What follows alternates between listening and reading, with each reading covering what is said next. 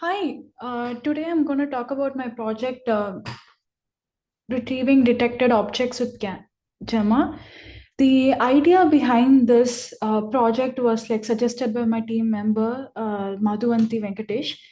Um, she's my sister. Often we speak about like how difficult it is for us not to help our parents when they are searching for something, especially when they are abroad. We really want to develop a product that can empower aging adults who struggle with memory, live independently in their lives. With the help of Gemma 2 model as well as Chroma DB, we devised a solution that can help us to meet our objectives. Um, that's basically the background behind the project. Let me just quickly walk through design before walking through the documentation. There are two major steps that's happening here. One's that's basically happening offline, and the other one that's basically happening online. The idea is that we have access to videos that are being collected in a home, which could be from CCTV camera or like cameras that are installed in home.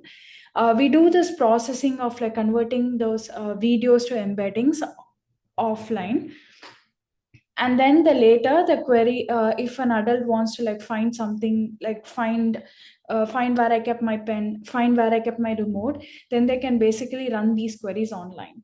That's our idea. This is so that this is so that we basically can consume large amount of data um, behind the scenes very effectively. So the pipeline is that the videos are initially stored in the Google Drive. First, we extract selected frames from the video. Then we run. Then we basically run Gemma to get the content of the video, content of the frames. This is so that we identify the objects in the frames. Once the textual information that basically highlights a semantic information of the images is extracted, we use a we use an text embedding model like the default sentence transformers to basically create an embedding of the images this way and store it in Chroma DB. So the second part is that when the user wants to like use this information to query, uh, we basically like write a prompt that that first merges the necessary context information by retrieving the relevant embeddings from Chroma, merges it with the user input, and basically in the prompt we specify that hey, we have access to the metadata, make sure that you return back the last frame, so that when somebody is querying about some information, only the relevant updated information is returned back.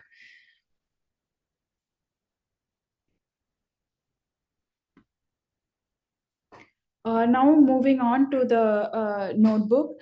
So basically the first part is what I spoke about, which is basically extracting the frames from the video along with metadata. The metadata is important here so that we have access to when the particular video is recorded. The second part is basically generating the semantic embeddings of the image using Gemma. I personally feel this is really where we shine, because as we know, like we don't have access to image embeddings in Pali Gemma. By combining Polygamma with the textual embeddings, we came through that loophole, and I feel like this is where this particular application shines. So, like what we see here is that first we run the Polygamma over the model, we generate a description of the image, and then last we basically use the default sentence transformer, default embedding function in the Chroma to generate the textual embedding and store it in the Chroma. Finally, while we are querying, so basically now the embeddings that are stored in Chroma do not have context, do not have a do have information about when the video is taken, but the relevant embeddings that are returned back are not exactly chronologically sorted. So this is where the prompt templates shines. In the prompt template, we specify that hey, I basically want you to return the last frame in which a particular object that's being queried is returned. and basically also return the image path to me so that we can display. So for example, my question here is like, where is my Gemma bag? In for context, I basically took a video of of different objects in my house. And finally, when we actually run the query, we get back that, hey, the bag is black in color, is Gemma, and this is basically the relevant image where I saw the bag.